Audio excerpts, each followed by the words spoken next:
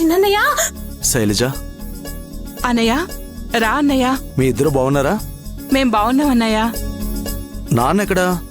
Kitchen లో ఉన్నాడు, ఉండండి పిలుస్తాను. నాన్న, చిన్నయ్య వచ్చాడు. కార్తీక్, ఒరే నాన్నా, ఎలా ఉన్నావయ్యా? వేళకి తింటున్నావా? నువ్వు టైంకి తిని మందులు వేసుకుంటున్నావా నానమ్మా? వేసుకుంటున్నాను నాన్నా. కార్తీక్, నీ విషయంలో మేము ఒకటి తెలిస్తే ఆ దైవం ఇంకొకటి తెలిసింది.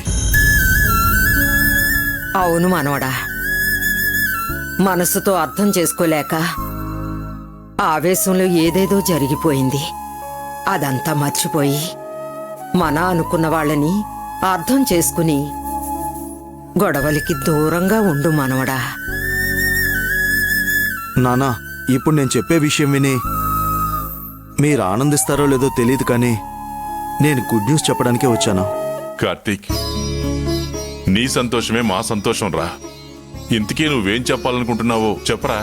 నేను సొంతంగా మెకానిక్ షాప్ పెట్టుకోవడానికి షాప్కి అడ్వాన్స్ ఇచ్చేశాను నాన్న.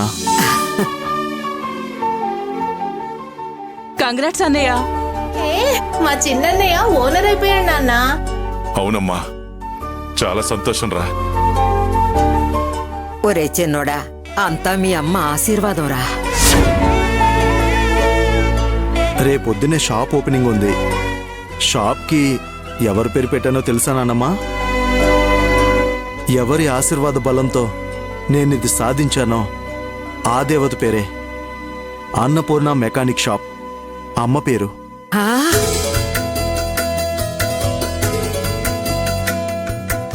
నా బంగారు తండ్రి.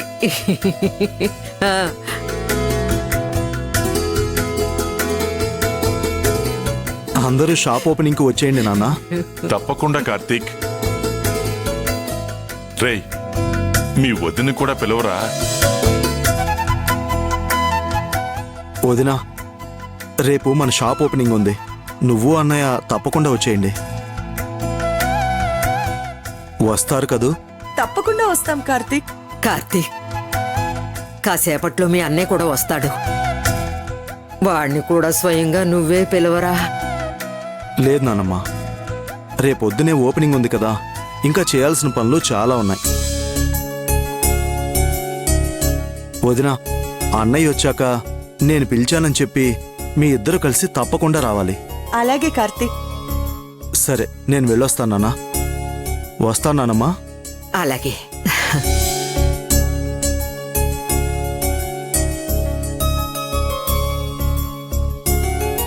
అక్షయ, ఇన్నాళ్ళు వాడికి సాయం చేయలేకపోతున్నానని చాలా బాధపడేవాణ్ణి.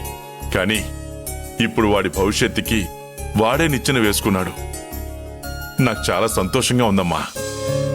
ఎలాగూ మనం వాడికి డబ్బు సహాయం చెయ్యలేకపోయాం. రేపందరం వెళ్ళి వాణ్ణి మనస్ఫూర్తిగా ఆశీర్వదిద్దాం. ఏమ్మా, ఏమంటావు? అలాగే అమ్మమ్మ. అక్షయ, రాజాకి విషయం చెప్పి నువ్వెలాగైనా ఒప్పించాలి. నేను అదే ఆలోచిస్తున్నాను పెద్దమ్మ.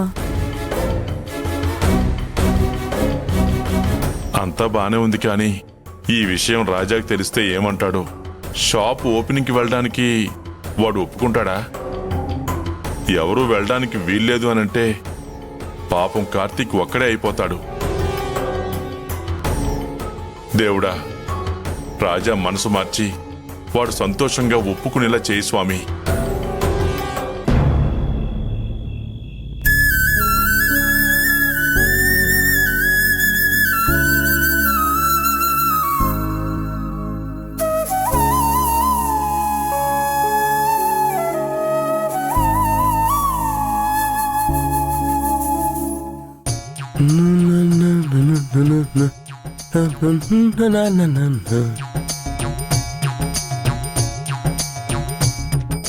అమ్మా, ఇక్కడ మనం ఉన్నామన్న ధ్యాస లేకుండా కనీసం చూడకుండా నేరుగా గదిలోకి వెళ్ళిపోతున్నాడేంటి? చూడకపోతే చూడకపోయాళ్లే, సంతోషంగా గదిలోకి వెళ్ళాడు కదా. మనకు కావాల్సింది అదే. ఏమోనమ్మా, అక్షయ కార్తీక్ షాప్ గురించి చెప్పి ఇప్పుడు వాడి గురించి చెప్పి నా సంతోషాన్ని ఎందుకు పాడు చేస్తున్నావని అక్షయ్ మీద కోపడతాడేమో. అదంతా అక్షయ్ చూసుకుంటుందిలేరా. అంతేనంటావా? అంతే కదా, అంతే కదా. నువ్వు చెప్తే అంతేలే.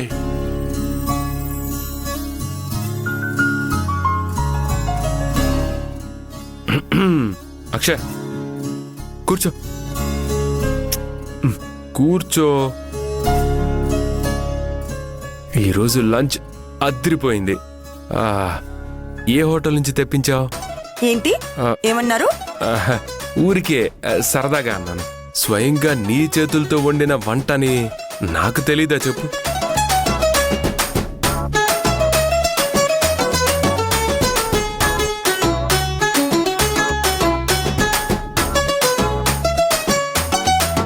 టంటడాయ్. తీసుకో. ఇది హాల్లో పెట్టేసి రావచ్చు కదా, బెడ్రూమ్ లోకి ఎందుకు తీసుకొచ్చారు? నీ హస్బెండ్ ఉన్నాడు కదా, ది గ్రేట్ రాజశేఖర్. ఆహా. కారణం లేకుండా ఏ పని చేయడు. ముందు పట్టుకో. హమ్. ఆ, ఓపెన్ ఇట్. ఎందుకు? నీ హస్బెండ్ ఉన్నాడే, ఆ, ఆ, ఆ.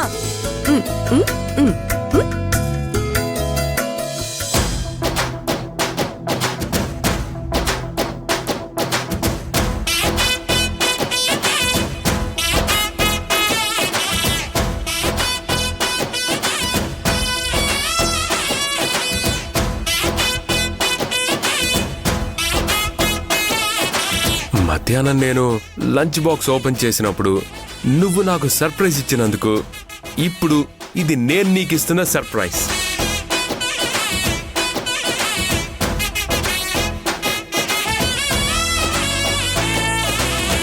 ఆ పువ్వులు తల్లో పెట్టుకో. అరే, పువ్వుల కింద ఇంకేదో ఉందే. ఏంటిది? ఆ?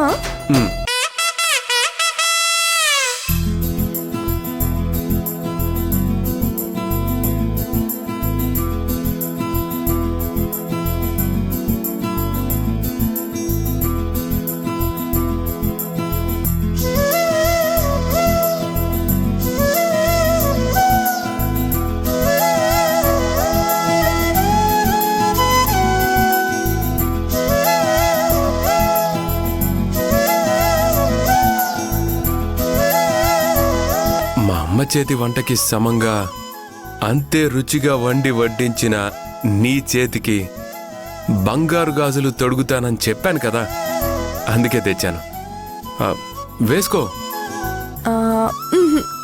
ఏ నీకు డిజైన్ నచ్చలేదా? ఈ గాజులు మీ చేత్తో మీరే నాకు తొడగండి.